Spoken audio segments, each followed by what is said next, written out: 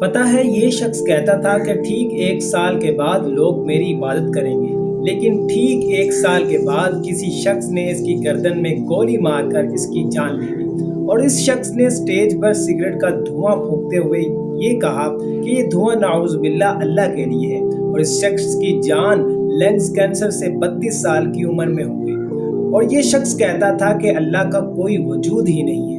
لیکن 21 سال کی عمر میں اس کی ساری باڈی پیرالائز ہو گئی، اور ٹائٹینک بنانے والا بولا کہ نعوذ باللہ اس جہاز کو تو اللہ بھی نہیں ڈبو سکتا۔ پھر پوری دنیا نے دیکھا کہ وہ جہاز اپنے پہلے ہی سفر میں 2 ٹکڑے ہو گئے، دریا کے نیچے آج بھی موجود ہے۔ اور پھر یہ شخص بولا کہ الیکشن میں ضرور جیتوں گا، اور نعوذ باللہ مجھے اب الیکشن میں اللہ بھی نہیں ہرا سکتا، اور پھر پریزیڈنٹ بننے سے پہلے ہی یہ دنیا کو ٹاٹا بائے بائے بول گیا۔ اور پھر مائیکل جیکسن کو تو کون ہی نہیں جانتا، یہ کہتا تھا کہ میں 150 سال کی عمر تک جیوں گا، اور پھر ہم سب نے دیکھا کہ صرف 50 سال کی عمر میں وہ اس دنیا سے چلا گیا۔ بس آپ کو سمجھانا یہ چاہ رہا ہوں کہ اللہ پاک اپنے معاملات میں بڑا سخت ہے، اور جس نے بھی بڑی ڈھٹائی کے ساتھ کفریہ کلمات کہے، اللہ تعالیٰ نے اسے دنیا میں عبرت کا نشان بنایا ہے۔ لیکن دوسری طرف اللہ پاک کی رحمت بھی ہے۔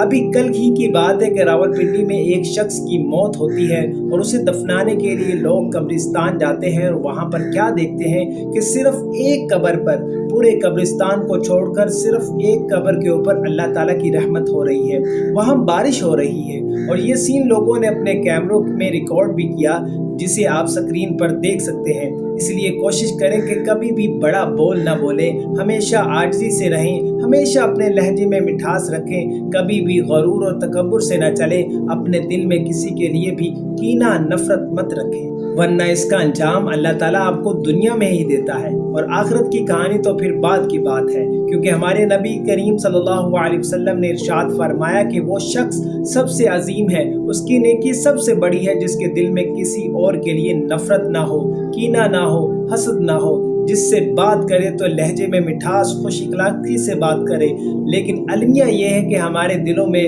بہت سارا حسد، بہت سارا کینہ، اور پھر کبھی کبھار پاور کے نشے میں، دولت کے نشے میں ہم کچھ ایسے الفاظ استعمال کر جاتے ہیں جو اللہ پاک کو ناراض کر دیتے ہیں۔ اسی لیے کوشش کریں کہ زندگی کو بہت ہی سادگی سے گزاریں، اور عاجزی کے ساتھ ہمیشہ اللہ کے شکر گزار رہیں، اور اپنے لہجے، اپنی زبان کو ہمیشہ کنٹرول میں رکھیں۔